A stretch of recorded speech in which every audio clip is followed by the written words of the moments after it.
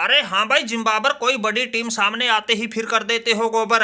अरे भाई तुम्हारा चल क्या रहा है? इतना बड़ा 368 का टारगेट था, लेकिन तुम्हारी फिर टाइम टाइम फिस हो गई और लोग तुम्हारी तुलना करते हैं चेज मास्टर किंग कोहली से, जिसने अपने पिछले ही मैच में शतक ठोक के टीम को बिल्कुल एक तरफा जितवाया है। अरे सीखो भाई सीखो, कुछ हम लोगों से सीखो, कैसे कप्तानी पारी खेली जाती है, कैसे विरोधी टीमें पेली जाती है। अरे तुम लोगों को इतनी बढ़िया शुरुआत मिली थी, 134 रन पर तुम्हारा पहला विकेट गिरा था, लेकिन उसके बाद भी ये पाकिस्तान संकट के बादलों से घिरा था। लोगों ने तुम पर इतनी आस उम्मीद लगाई थी, लेकिन भाई तुमने बिल्कुल एक झटके में ही तोड़ दी। 18 रन के स्कोर पर ही लौट के पवेलियन पाकिस्तान की गड्डी हार की तरफ मोड़ दी। अरे देखो भाई, रोहित शर्मा माना की तगड़ी टीम से मुकाबला था, स्कोर भी बहुत बड़ा था, उसके बाद भी हमारे योद्धा बिल्कुल शेर की तरह लड़े थे। हमारी ओपनर जोड़ी ने भी अपने अपने 50 जड़े थे, लेकिन भाई हमारा तो किस्मत ने ही साथ नहीं दिया। वो कंगारुओं का कप्तान हमारा बिल्कुल तगड़े वाला कैच ले गया और इतने बड़े मैच में पाकिस्तान को तगड़े वाला झटका दे गया। वैसे तो इस वार्नर ने ही मिचेल मार्श के साथ मिलके हमारा बिल्कुल बुरा हाल कर दिया था। अरे वार्नर भाई, तुम लोगों को हो क्या गया था? तुमने तो पाकिस्तान को बिल्कुल निगलने की ही सोच रखी थी। अरे बाबर भाई शुक्र मनाओ, हमारे अलावा हमारी टीम का कोई और ना चला,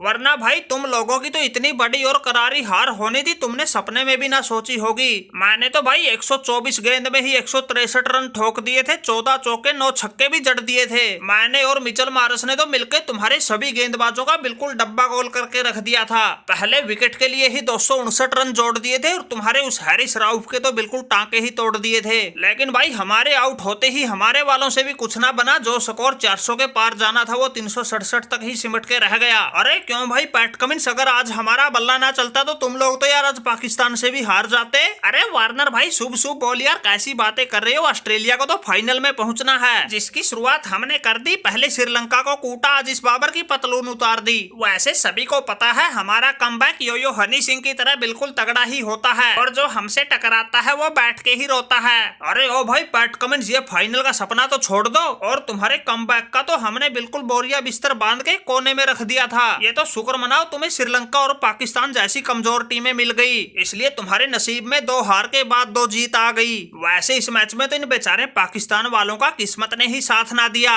वरना मैच तो भाई बिल्कुल टक्कर का हो गया था। एक समय तो मोहम्मद रिजवान और चाचा इफ्तिकार ने मैच का पासा ही पलट के रख दिया था। ये तो इफ्तिकार अहमद की किस्मत ही फूटी समझिए, जो तुम लोग रिव्यू ले गए और वो बेचारा जंपा की गेंद पर एलबीडब्ल्यू आउट हो गया। फिर उसके बाद इनका वो मोहम्मद रिजवान भी अंपायर कॉल का शिकार हो गया, वरना कंगारुओं तुम्हारी दाल तो आज भी नहीं गलनी थी और इनके बल्लेबाजों के सामने तुम्हारी कोई पेश ना चलनी थी। हालांकि ये बाबर तो कुछ कर ना सका, बाकी तो इनके सभी खिलाड़ियों ने बिल्कुल एडी चोटी का जोर लगा दिया था और मैच को लगभग जितवा ही दिया था। अरे रोहित भाई पता नहीं हमारे साथ हो क्या रहा है, हमारे तो बिल्कुल ऐन मौकों पर विकेट गिरते रहे, हम मैच में पिछड़ते रहे। वरना आज के मैच में तो भाई इन कंगारुओं की इतनी तगड़ी शुरुआत होने के बाद भी हमारे गेंदबाजों ने बिल्कुल तगड़ी वापसी की थी, और जो स्कोर 450 के पार जाता दिख रहा था उसको 367 पर ही रोक दिया था। खासकर हमारे शाहीन शाह अफरीदी ने तो अपनी पूरी ताकत को झोंक दिया था, मार के विकेटों का पंजा इनके मिडिल ऑर्डर को बिल्कुल बीच से ही तोड़ के रख दिया था। इनके ओपनर रन बना गए जो बना गए, बाकी तो इनके 7-8 बल्लेबाजों को दहाई का आंकड़ा भी नहीं छूने दिया। अरे रहने दो भाई बाबर, अकेले गेंदबाज क्या करे, कप्तान की भी कुछ जिम्मेवारी होती है।